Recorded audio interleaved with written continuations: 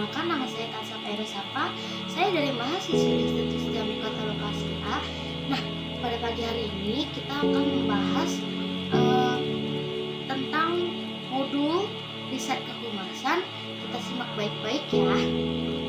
Nah, di sini ada analisis naratif, yaitu salah satu teknik yang bisa digunakan dalam melihat fenomena di media siber, yaitu analisis naratif itu sendiri.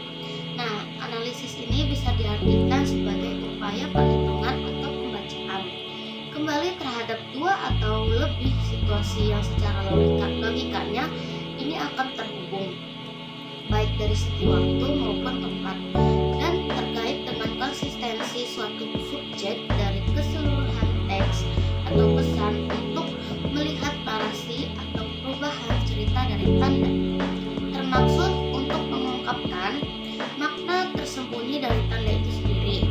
Contohnya seperti kayak kasus pada dasarnya diasumsikan sebagai suatu narasi yang menceritakan makna tertentu. Oleh karena itu, status bisa dikreasikan serta dipublikasikan oleh khalayak itu sendiri melalui media siber sebagai pertanyaan dari opini, tanggapan, pemberitahuan, atau representasi dari khalayak itu sendiri.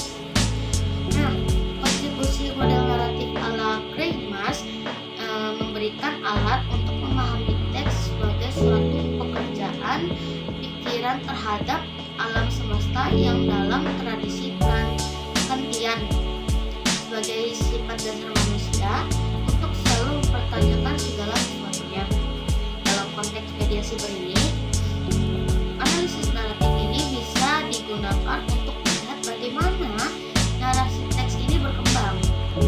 Misalnya seperti kicauan suatu akun Twitter bisa dianalisis untuk melihat bagaimana posisi dari si pemilik akun tersebut, atau suatu kasus peristiwa yang pernah terjadi. Selanjutnya ada analisis wacana. Nah, analisis wacana ini merupakan teknik analisis interdisiplin yang berasal dari beragam disiplin dari ilmu humaniora maupun sosial seperti linguistik, kajian sastra, antropologi, semiotik, sosiologi, psikologi, sampai pada komunikasi. Wacana bisa didekati dalam beberapa makna. Diantaranya ada sebagai percakapan, penuturan atau diskusi. Yang kedua ada penyajian diskursif tentang suatu pemikiran dengan menggunakan suatu pernyataan. Yang ketiga ada bentuk suatu rangkaian pernyataan atau ungkapan. Dan yang terakhir ada bahasa sebagai sesuatu yang dipraktikkan. Nah, dari uraian makna kata wacana di atas ini dapat disimpulkan bahwa wacana yang terkait dengan apa yang dikomunikasikan dan bagaimana teks itu muncul dan apa maknanya atau diharapkan. Konteks dalam wacana ini menjadi begitu penting karena sebagaimana bagi kajian humaniora dan sosial serta khususnya dalam studi wacana ini untuk mengungkapkan bagaimana teks dan pembicaraan tergantung oleh konteksnya. Nah, selanjutnya ada perangkat analisis teks di media siber. Tantangan yang dihadapi dalam melakukan penelitian di media siber ini terkait dengan arsip elektroniknya, yaitu banyaknya informasi yang ditampilkan.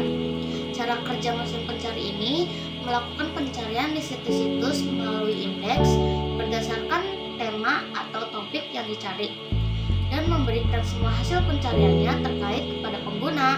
Ada tiga cara kerja mesin pencari di internet ini, yaitu ada menjaring, mengindeks, dan merespons. Nah, pengguna penjaring atau web crawlers merupakan perangkat yang bekerja dengan menelusuri atau surfing situs yang ada di ruang siber untuk mencari persamaan secara teks atau teks dari topik yang dicari pengguna. Perangkat ini bisa bekerja secara acak atau random, serta bisa juga bekerja melalui spesifikasi atau karakter itu sendiri. Misalnya saat menuliskan topik pengguna, memasukkan ciri topik yang dicari seperti file berbentuk PDF atau dokumen dalam mesin pencarian. Selanjutnya ada metode analisis media siber. Nah, metode ini baru dalam menganalisis media siber menurut Kristen Food, menegaskan diperlukan suatu pendekatan baru dalam melihat realitas di media siber, khususnya untuk mengupas bagaimana budaya siber ini diproduksi, makna yang muncul relasi dan pola, hingga bagaimana hal itu berfungsi di ruang siber itu sendiri. Suatu realitas budaya yang ada di media siber juga tidak bisa dilihat dari sekedar konten semata, tetapi juga harus melihat bentuk form dari media itu sendiri. Bahkan suatu aksi dari komunikasi yang terjadi di ruang siber harus dilihat pula dari apa yang membawa komunikasi itu dan apa yang tampak dari yang disampaikannya.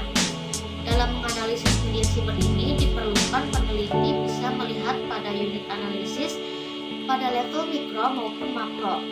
Dua unit analisis ini bisa disederhanakan dalam teks dan konteks. Nah, metode ini terdiri 4 level, yaitu ruang media, dokumen media, objek media, dan pengalaman. Selanjutnya ada metode baru dalam menganalisis media siber. Nah, suatu data dari perangkat lunak ini yang ada di media siber akan bisa mengakses jaringan internet. Misalnya, kita bisa membalas email kapanpun, sementara penerima belum tentu saat itu juga akan membaca isi surat elektronik itu. Untuk level ini, analisis yang bisa dilakukan dapat menggunakan etnografi virtual atau analisis isi. Sebab ada dasarnya, di level ini hanya berfokus pada prosedur atau bagaimana perangkat di media siber itu digunakan. Secara praktik, prosedur yang digunakan peneliti antara lain, yang pertama ada peneliti membangun kerangka kerja konseptual untuk mengkaji kasus awal atau terhadap objek penelitian, terutama manfaat media siber baik oleh pemilik maupun pengunjung. Yang kedua, ada berbagai gejala dari siklus ini yang dikelompokkan berdasarkan prinsip fenomenologis untuk mendapatkan komponen penting atau isu yang sesuai dengan masalah pemilihan. Yang ketiga, ada melakukan pelacakan pola-pola data untuk memperkaya isu pemanfaatnya media siber dengan tidak menutup kemungkinan peneliti menggunakan data dari level dokumen media, dan objek media. Yang keempat, ada menggunakan teknik triangulasi untuk mempertegas data penelitian dan landasan interpretasi. Yang kelima, ada membangun beberapa alternatif penafsiran untuk merumuskan jawaban sesuai dengan masalah dalam penelitian. Selanjutnya, ada transformasi public relation dari manusia ke mesin. Struktur data adalah variasi jenis data yang ada di perusahaan. Contohnya data keuangan dan data customer relationship management. Contohnya lagi seperti email yang kita kirim atau yang kita terima, mobile data, konten, video, audio, sosial media, PDF, file yang kita bagikan di WA maupun di grup. Nah, ada beberapa implementasi AI dalam berbagai bidang. Yang pertama, ada AI dalam kesehatan. Contohnya adalah proyek Microsoft Cloud berupa teknologi AI yang mampu mendeteksi, menganalisis DNA, mengidentifikasi asal dari sebuah penyakit, dan mendeteksi virus dan bakteri. Yang kedua, ada AI dalam bisnis. Nah, algoritma machine learning diintegrasikan ini ke dalam platform analitik dan customer relationship management untuk mengungkap informasi tentang bagaimana cara melayani pelanggan dengan lebih baik. Yang ketiga, ada AI dalam pendidikan. Nah, AI ini dapat mengotomatiskan penilaian, memberi lebih banyak atau dosen. Yang keempat ada I dalam keuangan. Nah, di Indonesia ini ada PT Bank Negara Indonesia, TBK atau BNI, meluncurkan layanan baru berbasis chatting untuk melayani generasi digital. Yang kelima ada I dalam bidang manufaktur. I ini adalah area yang berada di garis terdepan menggabungkan robot ke dalam alur kerja. Robot industri ini digunakan untuk melakukan tugas tunggal yang dipisahkan dari pekerja manusia. Yang keenam ada I dalam smartphone. Pengguna iPhone mengenal Siri, sedangkan pengguna Samsung mengenal Bixby. Contoh tersebut adalah asisten pribadi virtual yang merupakan bagian dari sistem operasi smartphone masing-masing. Yang ketujuh ada I dalam VR. Nah, topik ini akan menjadi bahasan lebih lanjut dalam buku ini. Selanjutnya ada masa depan pekerjaan VR. Apa sih yang tergantikan dalam masa depan pekerjaan VR ini? Mengetahui pekerjaan apa saja yang tergantikan oleh teknologi big data dan AI, serta mengetahui apakah aspek manusia masih dibutuhkan dalam pekerjaan VR.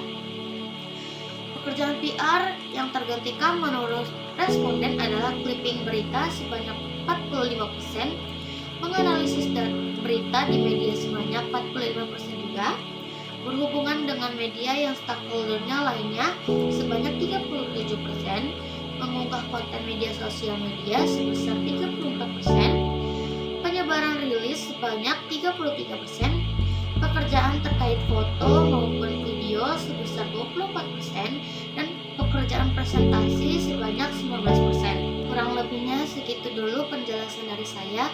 Mohon maaf bila ada kata-kata yang salah karena saya masih dalam tahap belajar. Wassalamualaikum warahmatullahi wabarakatuh.